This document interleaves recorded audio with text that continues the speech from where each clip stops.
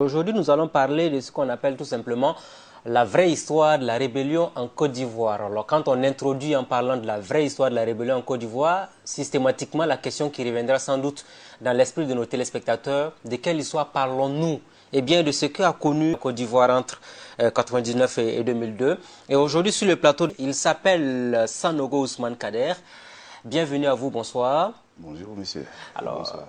c'est un plaisir pour nous de vous recevoir. Donc, pour commencer l'émission, je voudrais qu'on fasse ce qu'on appelle une mise au point. Vous avez donc combattu du côté donc, des rebelles en Côte d'Ivoire. Aujourd'hui, il y a un pays qui traverse, qui est sorti d'une crise, c'est ce que vous pensez. Mais moi, je sais que mon pays n'est pas sorti de la crise. Vous savez, on ne sort pas de 10 années de guerre comme ça, comme sorti d'un shawarma où on vient de manger. Voilà, c'est pas comme ça, c'est pas facile. Et je pense que mon pays encore va inexorablement vers une autre crise. Si nous n'en prenons garde, nous nous trouvons aujourd'hui dans la même situation, je pense que où le Burkina était en 83 entre Blaise Compaoré et Thomas Sankara, où l'un devait mourir. Aujourd'hui, la Côte d'Ivoire se trouve malheureusement dans cette situation où Soro Alassane doit peut-être mourir. Parce que je ne vous dis rien. Vous voyez, vous attendez les échos et chaque jour, les relations, les trucs, le clivage politique, en tout cas, devient assez délétère dans mon pays. Et vous savez que ce que j'ai prédit lors de ma dédicace du roman à Sidoya, et les gens n'ont pas voulu accepter cette triste réalité. Mon roman a même été censuré, mon roman a été bloqué, il y a eu des tentatives.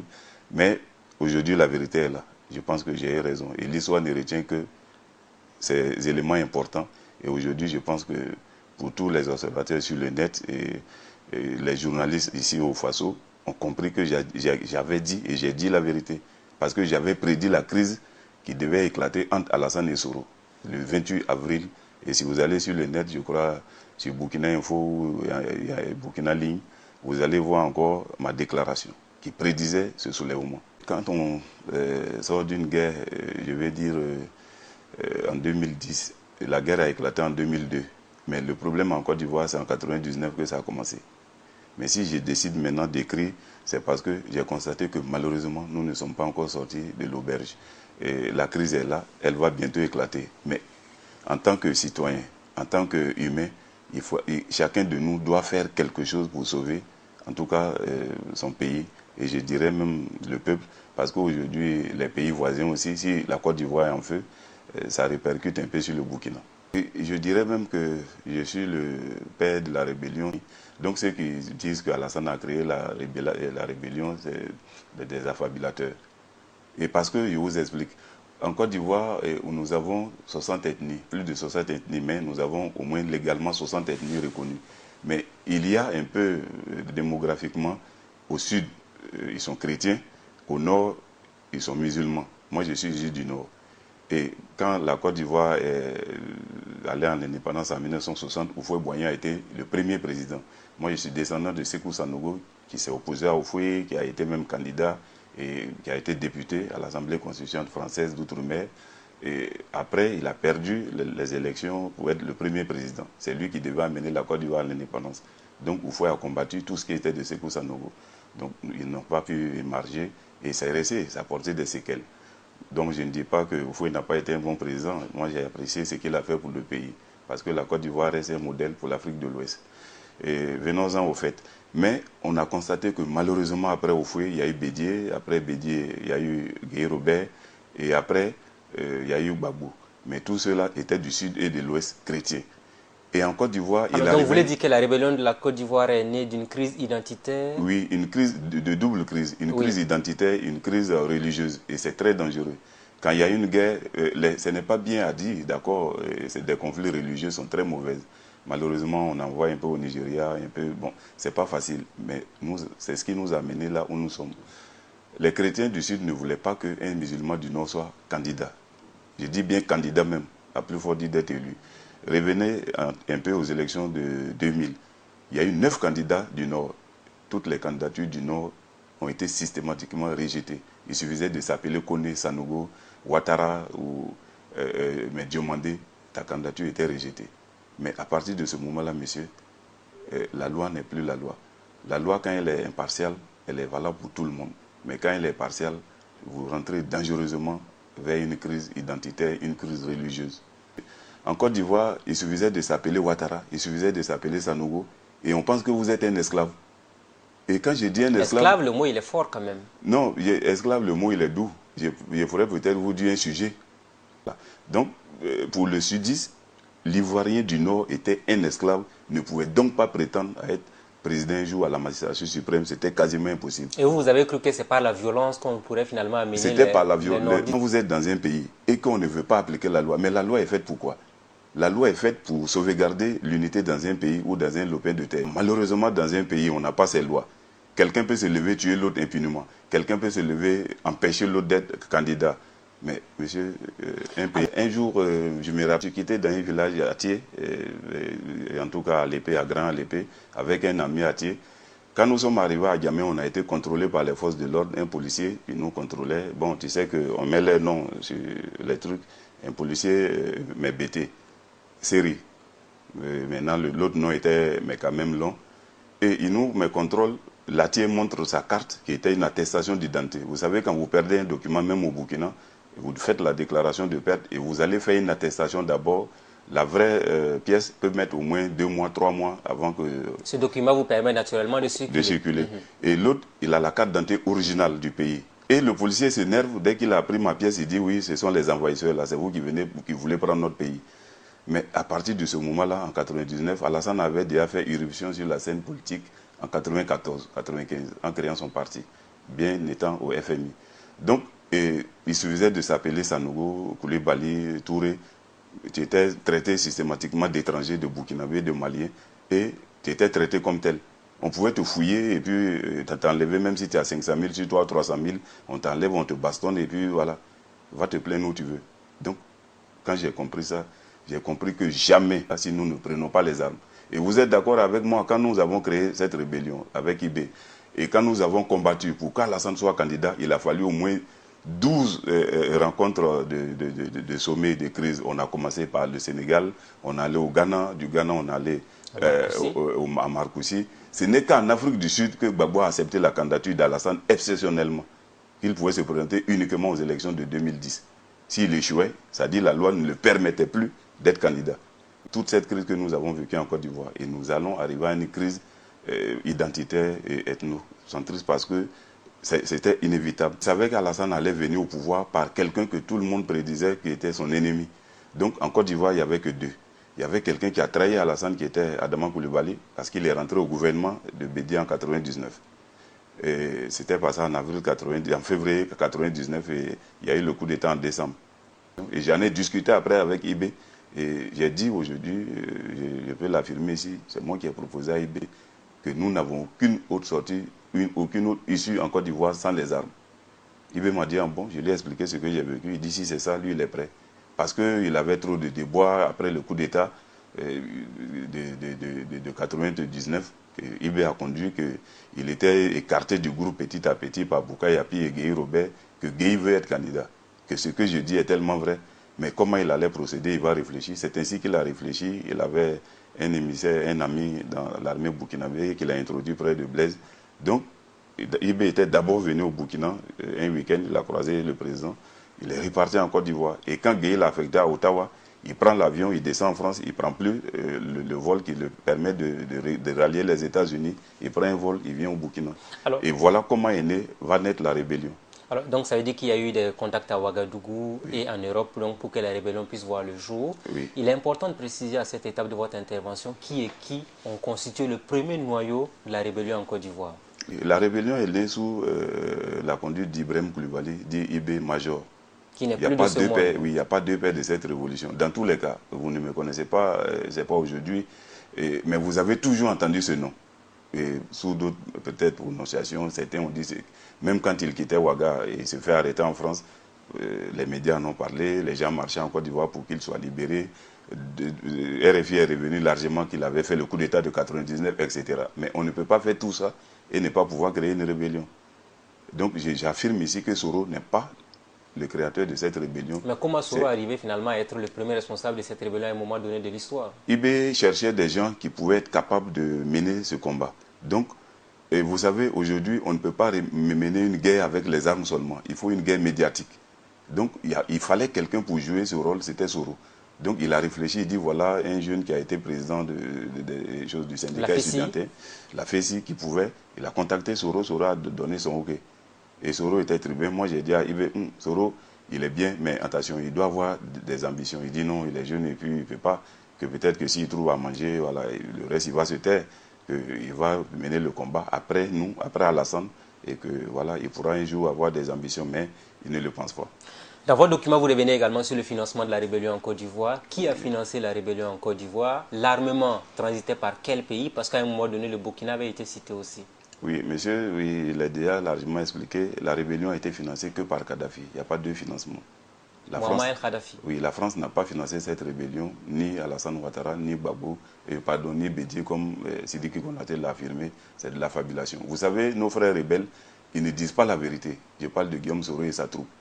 Tout ce que je connais d'eux, c'est des menteurs et des voleurs. Je précise, je pèse mes mots. Être un révolutionnaire n'est pas de s'enrichir. Ils pourront vous poursuivre, hein, parce que si vous les accusez de menteurs... Ils ne pourront pas me poursuivre parce que je vais vous donner des preuves ici. C'est eux-mêmes qui ont intérêt à la fermer. Quand on casse une BCAO, c'est l'argent du contribuable. Le Burkina Faso n'a pas de l'argent à la BCAO. Tous les pays de l'UEMOA n'ont pas de l'argent là-bas. Mais vous avez appris que les BCAO de Mans, de Korogo et de Boaké ont été cassés, monsieur.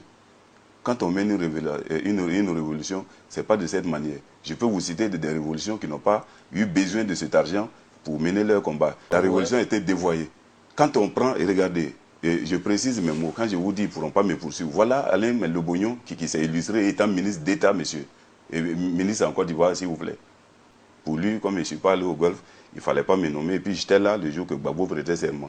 Moi, je suis un fonctionnaire d'État. Je m'occupais de la mise en place du Conseil des ministres. J'étais le responsable des moyens logistiques de la présidence. Il y a ma carte que je vais vous montrer après l'émission. Donc, c'est pour vous dire que quand on occupe ce rôle, on appartient d'abord à l'État avant d'appartenir à soi-même. C'est-à-dire vos convictions politiques ne devaient pas être au-delà des choses. Donc, quand je suis là à la mise en place, et on pense que je suis mes pro-Gbagbo, ça me fait rire. Au fait qu'on veut tuer son chien, on l'accuse de rage.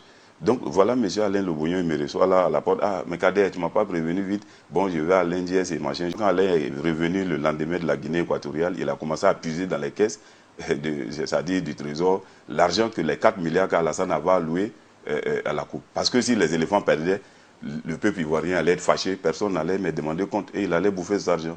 Donc j'ai dit que les Soro, le groupe Soro et sa bande ne sont qu'une bande de voleurs. Même Alain, nommé ministre, l'a prouvé au monde entier. Les banques ont été cassées par les gens de Soro, Ouattara et autres. Et il faut qu'on nous le rende cet argent, monsieur. Ok.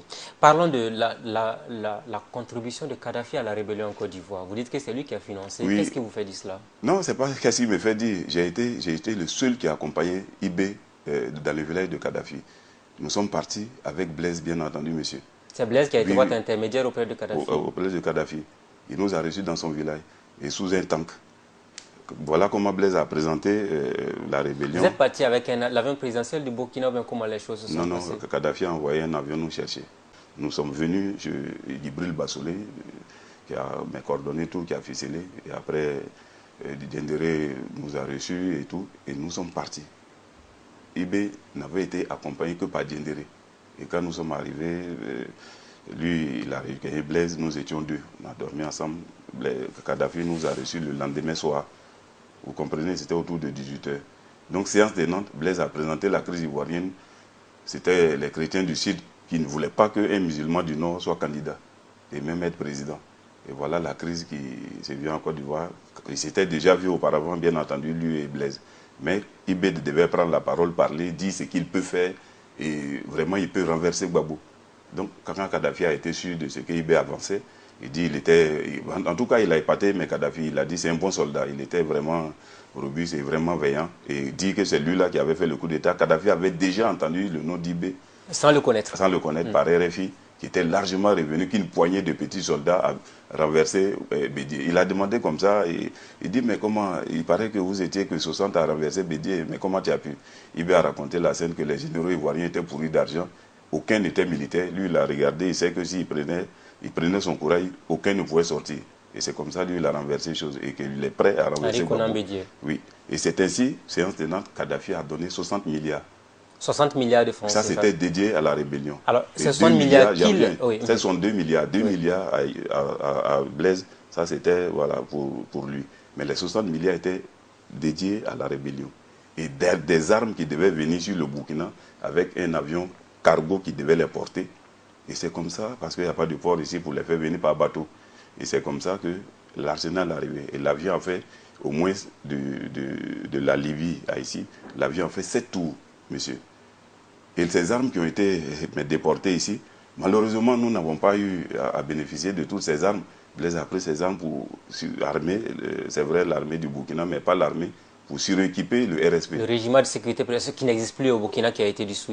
Oui, j'ai appris par les médias. Oui. Donc, monsieur, voilà la provenance des armes du RSP. Alors, les 60 milliards que Kadhafi a donnés, qui les a récupérés? Est-ce Blaise Compaoré? C'est Blaise Compaoré, mais je vous dis, mais quand les gens... Oui, parce que quand vous dites qu'on a donné 2 milliards à Blaise Compaoré et 60 milliards pour la rébellion, quand l'argent a été récupéré une fois de retour, maintenant, comment l'argent a été utilisé sur le terrain? L'argent ne devait que transiter par Blaise, qui était le tuteur de IB.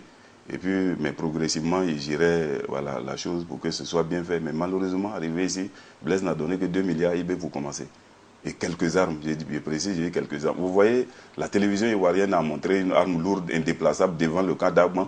Et pour dire que la Côte d'Ivoire est attaquée par un pays étranger, que voilà, cette arme-là, cette arme lourde-là ne pouvait pas provenir d'une rébellion, que c'est un pays vraiment qui les attaque. Et il y avait la deuxième arme lourde comme ça, était à Boaké pour déloger le cas Génie, pour prendre le cas Génie. Et la troisième était devant la BAE, un camp réputé proche pour Gbagbo, des extrémistes du. Donc voilà les 3 armes lourdes qu'on a reçues. Alors il y a eu des centaines. Alors, donc vous voyez, quand, sinon si on avait tout l'arsenal que Kadhafi a donné, mais Gbagbo tombait la même nuit ou la même semaine. Mais quand on n'a pas reçu toutes les armes, et Blaise nous dit, si on prend un camp, on prend les armes, on récupère, au fur et à mesure, on devait combattre. Donc, ça a rallongé la crise. Voilà comment Gbagbo n'a pas été renversé la même nuit, monsieur. Alors, vous avez dit qu'on vous a remis que 2 milliards de retour donc, à Ouagadougou, oui, pour que vous puissiez continuer donc, à mener la lutte sur le terrain. Concrètement, les armes que vous avez reçues, comment vous les avez utilisées sur le terrain? Parce qu'apparemment, vous avez été trahi par Blaise Compaoré une fois après avoir quitté Kadhafi. Oui, et c'est là qu'est née la pomme de discorde entre Blaise et IB. Parce que quand les armes ont été bloquées, on a donné une infime partie. Et les 60 premiers chefs de groupes rebelles qui sont rentrés ont eu des armes pleines de bâchés, pick-up. Là, c'était des Kalachnikov A52, des 12-7 RPG, les roquettes, donc, mais qui n'étaient pas en nombre suffisant. Vous voyez?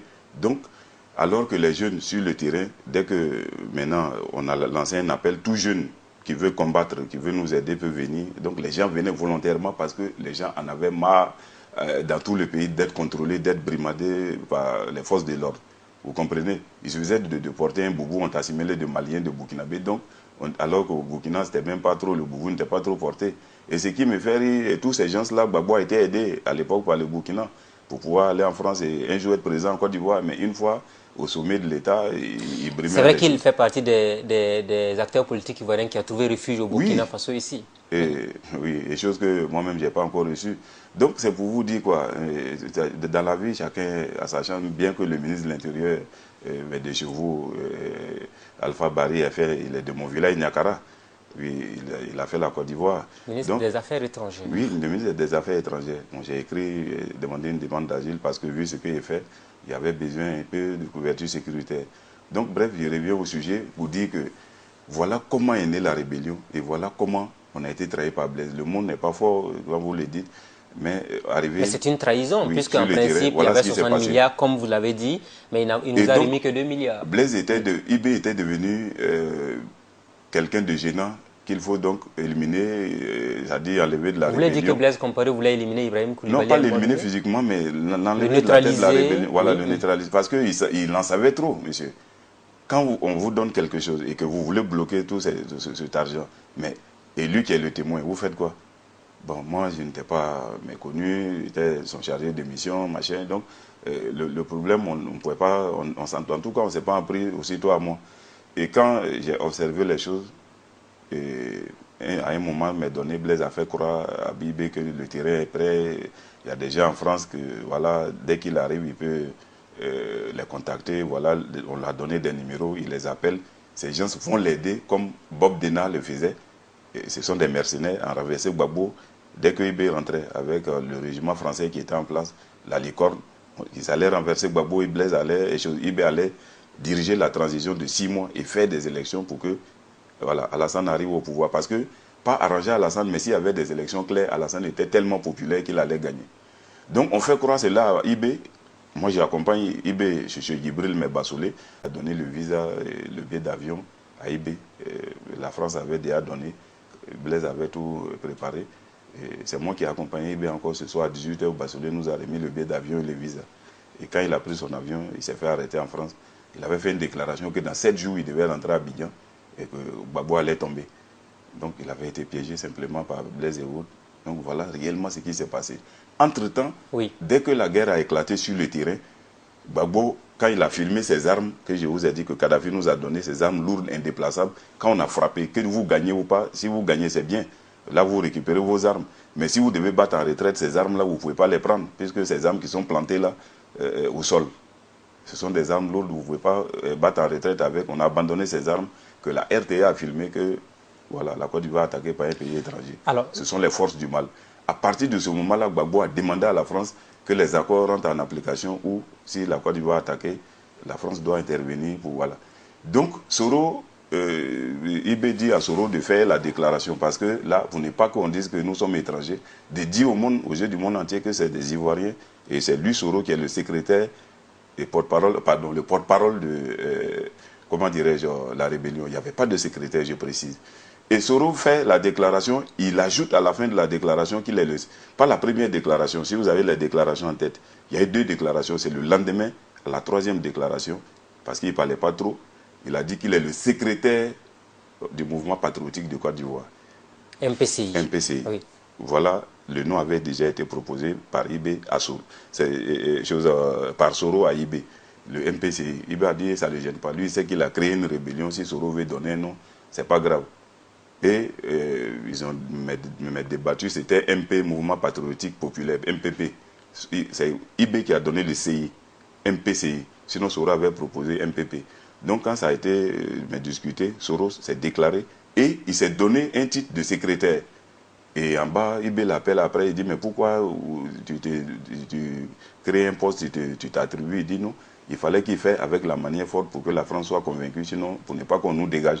Et c'est là, la France ne nous a pas dégagés. Alors, la rébellion a duré en Côte d'Ivoire, la partition du pays est intervenue, une partie était donc sous le contrôle des rebelles, les forces nouvelles, pour faire plus simple, jusqu'à ce que finalement... Ce n'est qu'après Makoussi qu'on a donné cette connotation force nouvelle, pour dire que nous n'étions pas rebelles, nous allons rentrer, mais discuter voilà, avec les autorités en place. Alors finalement, on se rappelle encore de ce poste obtenu par Guillaume Soro. Depuis lors, apparemment, les rangs se sont dispersés puisque certains ont été récompensés, d'autres pas. Vous étiez à quel niveau quand les récompenses politiques ont commencé? Non, moi j'étais... D'abord, moi je me considérais plus explicite, mais voir aujourd'hui, ce n'est pas de gaieté de cœur que j'ai écrit ce roman. Moi, mon rôle était...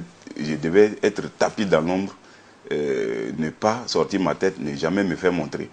Mais quand je vois que malheureusement, la lutte a été dévoyée, et on ment aux gens. Il y a eu 4 personnes qui ont écrit sur la crise ivoirienne. Il y a eu Tibus Kofi, il y a eu Venance Kona, il y a eu Charles Blé Goudé. Aucun ne connaît la vérité de la rébellion. Il y a eu Soro Guillaume qui a écrit, mais il a menti aux gens. Et il y a eu le président des journalistes en Côte d'Ivoire, Moussa Traoré, je crois son nom, qui a écrit, mais lui c'est un livre témoignage, à partir de témoignages. Là, lui, je ne l'en veux pas, il a écrit, il s'est efforcé pour faire comprendre certaines choses aux gens. Donc, ce roman ne contient que la vérité. La vérité, là, elle est unique. Et vous dit, monsieur, quelqu'un peut dire ce qu'il veut, mais la vérité d'une histoire, elle est unique. Donc, c'est Soro, à un moment, m'a donné, je l'ai dit dans une interview ici accordée à votre chaîne de télé, c'est Soro qui a fait former un collège de 8 marabouts, venu flatter Ibé qu'il était présidentiable. Or qu'au début, il voulait les organiser que le meilleur gagne. Et tout le monde savait en Côte d'Ivoire, le meilleur était Alassane. Les gens du FPI même savent que leur leader était impopulaire. Gbagbo est arrivé au pouvoir sans chose militant. C'est les armes de la gendarmerie qui a fait porter Gbagbo au pouvoir. Alors, et une fois arrivé, non, c'est un éclairci important, une fois arrivé au pouvoir, avec l'argent de l'État, Gbagbo a fait accroître sa popularité. Il avait des gens maintenant. Donc c'est pourquoi au deuxième tour, il est arrivé au deuxième tour des élections avec Alassane. Sinon, s'il y avait une élection en 95 ou 2000, Alassane Gbagbo Bédié, Alassane passait au premier tour avec plus de 70%, messieurs. Alors, on sait également que quand Alassane Ouattara, sa candidature a été validée, il a fallu qu'on mène une offensive donc, sur Abidjan parce que Laurent Gbagbo n'avait pas reconnu sa défaite. Oui. Vous étiez où pendant cette offensive sur Abidjan? ton oreille là-bas et ta bouche. Vous étiez donc un espion? Oui, je peux l'affirmer. Le mot, il faut reconnaître à un moment donné de l'histoire ce qu'on a fait. Et je rendais compte à Alain Lobognon, je rendais compte à Lassina Cardozi, je rendais compte au grand médiateur Ngolo Coulibaly de tout ce qui se tramait, se préparait à la présidence. Vous comprenez? J'étais dans un poste stratégique, j'étais à l'intendant militaire de la présidence, ma carte est là pour l'attester. Et quand j'ai même pris vent du complot qui se préparait au niveau de Gbagbo pour supprimer Soro, par un attentat d'avion, et par Cardozi, il m'a remis 2 millions pour dire que, comme je viens à pied au travail, de m'acheter une voiture, parce que je n'ai rien volé dans la rébellion. Ça, c'est un pas important. Je préfère mourir pauvre que vraiment de. Pour vous, c'était un combat noble qu'il fallait mener pour sauver? Oui, quand je le dis, regarde la rébellion au temps d'Ibrahim Koulibaly. On a juré sur le Coran ici d'Aouaga avant d'aller en Côte d'Ivoire. Et si un soldat s'amuse à voler quelque chose d'un civil, on te met en photo, on te fusille. Donc la règle numéro 1, c'est de ne pas voler. Mais quand Soro a pris les devants de la rébellion, on a cassé toutes les banques, les petites banques, BIAO, SGBCI, etc. Et après, il y a eu les braquages, on a commencé à braquer les coupeurs de route. Et regardez les cas ici du Burkina, TCV et autres. Et quand ils vont en Côte d'Ivoire, arriver à Ouangolo, on les escorte. Il y a des gens qui rentrent, ils montent pour escorter le cas jusqu'à Bouaké. Les coupeurs de route sont entre la frontière jusqu'à Bouaké. Pourquoi? C'est nos frères du Nord, là, les anciens rebelles là, que Soro a initiés au vol. Et voilà, quand aujourd'hui, ils ont fini de hier, quand ils ont fini de braquer les petites banques, ils se sont empruntés à la BCAO.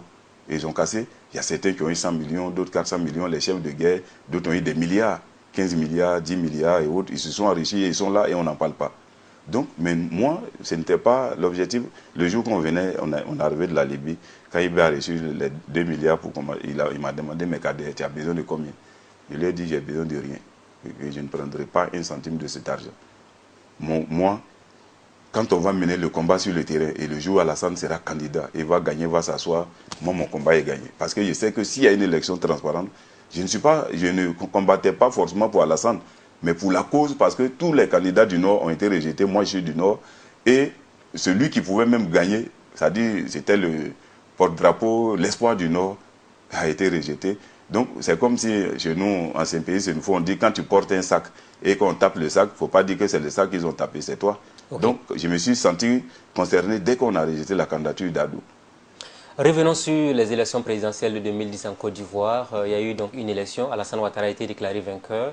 Laurent Gbagbo n'a pas reconnu sa défaite. Il y a eu donc cette guerre ouverte qui a fait 3000 morts en Côte d'Ivoire jusqu'à la chute de Laurent Gbagbo. Est-ce que vous savez les péripéties dans lesquelles Laurent Gbagbo a été renversé? Est-ce que la France a beaucoup contribué? Est-ce que les rebelles ivoiriens pouvaient véritablement renverser Laurent Gbagbo? Non, moi, voilà une question très importante que vous me posez, monsieur le journaliste. Beaucoup de choses se racontent en Côte d'Ivoire. Moi, j'avais dit en son temps à Soro, j'ai dit à Alain Lobognon, à Lassina Cardozi et mes proches, j'ai dit que nous ne pouvons pas renverser Gbagbo. Les causes, elles sont deux. Gbagbo était surarmé que nous. Ça, c'est un. Et de deux, nos gens, moi, je ne crois pas à ces gris-gris-là. C'est des choses qu'on porte. Vous en avez porté tout de même? Non, non, je n'ai jamais porté. Moi, j'étais dans l'aile politique, tout comme Soro et Alain Lobognon. Alain Lobognon a été ministre comme Soro et autres. Il y a d'autres qui ne le sont pas. On n'avait pas lutté pour être tout le monde ministre. Mais aujourd'hui, oui, même si je suis spirituel, je peux être peut-être ministre un jour ou répondre à d'autres préoccupations, d'autres fonctions, où le devoir m'appelle. Il y a des trucs de l'intégration, des chefferies religieuses et tout et autres là, je peux faire quand même pas mal de choses, mais ce n'est pas forcément à cette place que je dois servir, ouais. Où je suis aujourd'hui. À travers ce livre, je contribue à la paix à mon pays. Donc, je dis que voilà, ces trucs-là, je n'y me croyais pas, c'est pourquoi je ne les portais pas. Donc, à un moment donné, quand moi j'étais de l'autre côté, j'ai contribué à ne pas que Soro soit tué. C'est pourquoi Soro a lutté pour qu'il y ait une élection. Et puis là, ne pensez pas que Soro, en organisant cette élection, voulait qu'Alassane gagne ou bien pensait qu'Alassane allait gagner. Soro passait dans sa tête que c'est Gbagbo qui allait les gagner. Puisque Gbagbo a fait 3 sondages qui lui ont dit qu'il va gagner au premier tour. Un sondage a dit seulement qu'il va gagner au deuxième tour. Les 2 autres sondages ont dit que Gbagbo gagnait Alassane au premier tour. Mais personne ne croyait encore à Alassane. Même le grand médiateur Ngolo Coulibaly m'a dit Alassane ne peut pas être président en Côte d'Ivoire encore. Les Zemmour Fofana et l'Alain Lobognon, Soro Guillaume et autres. Et même le général Soumaïla Bakaïko m'a reçu. Il est venu dans mon village, on est venu à faire que pour une mission. Il m'a dit si je vais être en sécurité, de ne pas parler le nom d'Ado au nord. Mais la rébellion n'a jamais combattu version Soro pour Alassane. Ça, je vous le dis. Ok. Et j'assume, c'est important. Et même aux élections, Soro a voté et son clan pour Gbagbo. Eux, ils pensaient que cette élection allait entériner le pouvoir de Gbagbo. Alassane allait se taire une fois pour de bon. Et le deal qui était signé entre Soro et Gbagbo, si Gbagbo finissait ses 2 mandats, puisqu'il a été bloqué par la crise, Gbagbo allait changer la constitution pour dire la guerre l'empêchait de gouverner. Il allait faire 2 mandats et passer le relais à son fils Soro. Mais malheureusement pour eux, dans leur plan, c'est Alassane qui allait au 2e tour. Et comme moi je disais toujours que c'est Alassane qui allait être le président, Soro a viré à 180 à l'heure pour se rallier à Alassane. Voilà ce qui s'est réellement passé. L'offensive sur Abidjan, vous le dites clairement. Oui, donc... l'offensive que la rébellion a faite, n'oubliez pas que le commando invisible créé par IB avait déjà déstabilisé Gbagbo.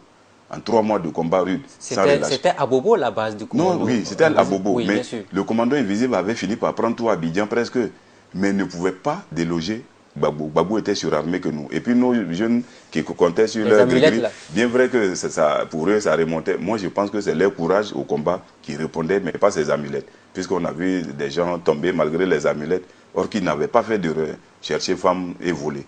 Voilà ce que les vieux qui nous donnaient, qui donnaient à ces enfants-là, leur disaient, ne pas chercher femme de quelqu'un, même une jeune fille, pendant la période de combat, et de ne pas voler. Mais les gens de Soro, même pour ceux qui pouvaient croire à ces amulettes, volaient, pillaient les banques, cherchaient les filles. Même Fofié de Korogo a menacé une femme mariée légalement son mari. Il a tiré sur lui, les balles l'ont raté, le type a fui Korogo. C'est comme ça Fofié s'est marié avec la femme qu'il a aujourd'hui. Okay. Donc, ces gens-là ne pouvaient plus combattre et gagner Gbagbo. Donc, j'avais proposé à Soro de voir la licorne s'il y a l'élection, comme il y a eu l'élection et que Ado a gagné, et que je leur avais prédit qu'Ado va gagner, donc de voir la licorne pour nous aider pour l'offensive à Abidjan. Et puis il y avait Wai Jing-Choi aussi qui vous a accompagné, qui était le représentant spécial du secrétaire général de l'ONU à Abidjan. Oui, j'ai écrit une lettre à l'ONU pour les prédire qu'il aura certes une élection, Alassane va gagner, mais Gbagbo ne se lèvera pas, et qu'il aura forcément l'offensive à Abidjan. Il faut que l'ONU prenne ses responsabilités et la licorne. Et la lettre est là, vous pouvez demander, c'est le général Fall en 2004 qui commandait, mais il était parti, c'est Chouaï qui était là. Et la lettre, vous pouvez enquêter auprès de Chouaï, mon nom, et tout est détaillé, une lettre de 6 pages où j'ai dit qu'il aura une offensive sur Abidjan, sinon Gbagbo ne cédera pas le fauteuil. Donc j'ai dit ça à Soro, donc de voir licorne, de voir Alassane, de voir la licorne, et que dès qu'il va gagner réellement, et que Gbagbo dit qu'il ne va pas se lever, il ne faut pas qu'il va entendre que Gbagbo quitte, il n'a qu'à lancer l'offensive. Mais si la France ne nous aidait pas, avec l'ONU qui sont venus pour ça de manière légale, devait aider le vainqueur. Et la France avait toujours prévenu, même l'ONU, que s'il y a une élection et que le vainqueur doit s'asseoir, si l'autre camp ne veut pas reconnaître la défaite, et ils vont aider le vainqueur à s'asseoir. Ça veut dire quoi? Militairement y compris. Et c'est ce qui s'est passé. Sinon, nos forces ne pouvaient plus vaincre Gbagbo, monsieur. Alors, après donc l'arrivée d'Alassane Ouattara au pouvoir, vous avez tout de même été récompensé puisque vous avez travaillé à la présidence de Côte d'Ivoire. Non, non, moi j'ai travaillé avant l'arrivée d'Alassane. Moi j'ai commencé à la présidence en 2006. J'ai été engagé. Jusqu'à quand Alassane est venu en 2011, et là j'ai démissionné, monsieur. Parce que simplement Ibrahim Ouattara voulait que je parte lui demander pardon pour une faute que je n'ai pas commise. Parce que quelle est la faute? J'ai été chargé de mission d'Alassane. Dès qu'il m'a reçu ce jour, Alassane m'a proposé d'être son conseiller. Je lui ai dit, je n'accepte pas, monsieur le président. Il m'a dit, comment?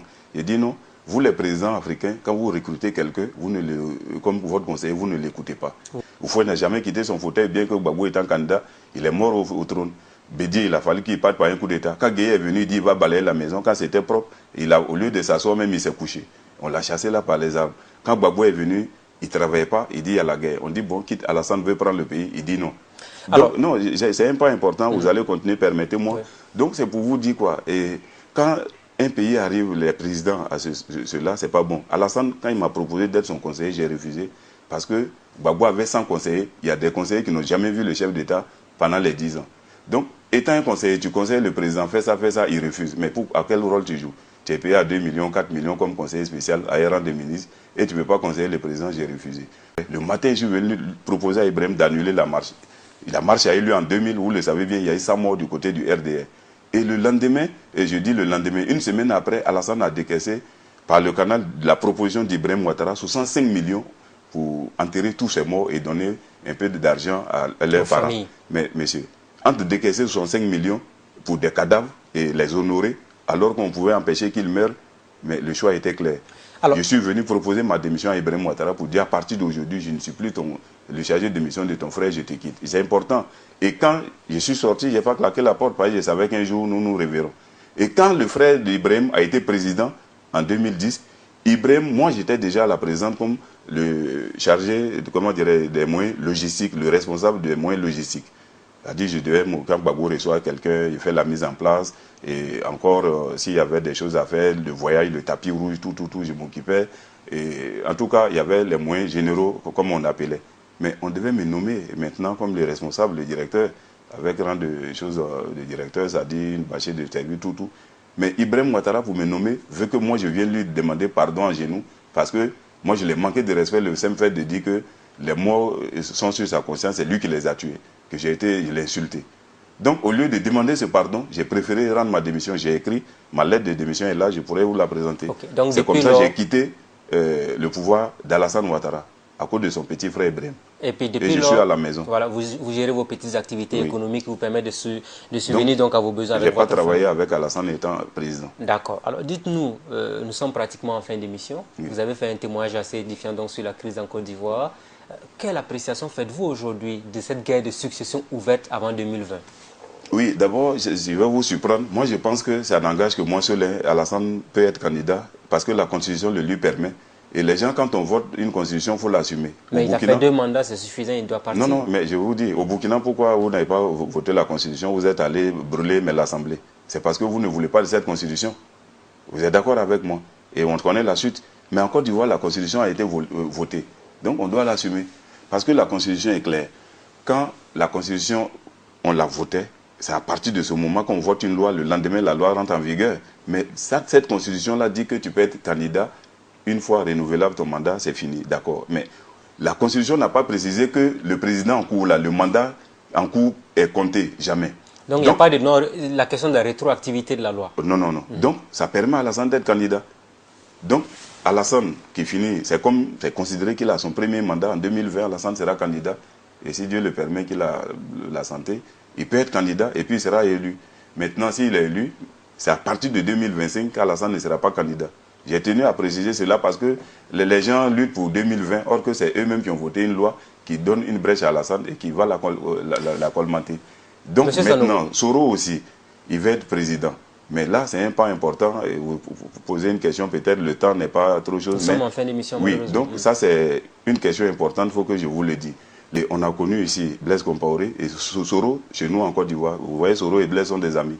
Et ce qui va vous surprendre, aujourd'hui, Blaise soutient 100% Soro pour renverser Alassane.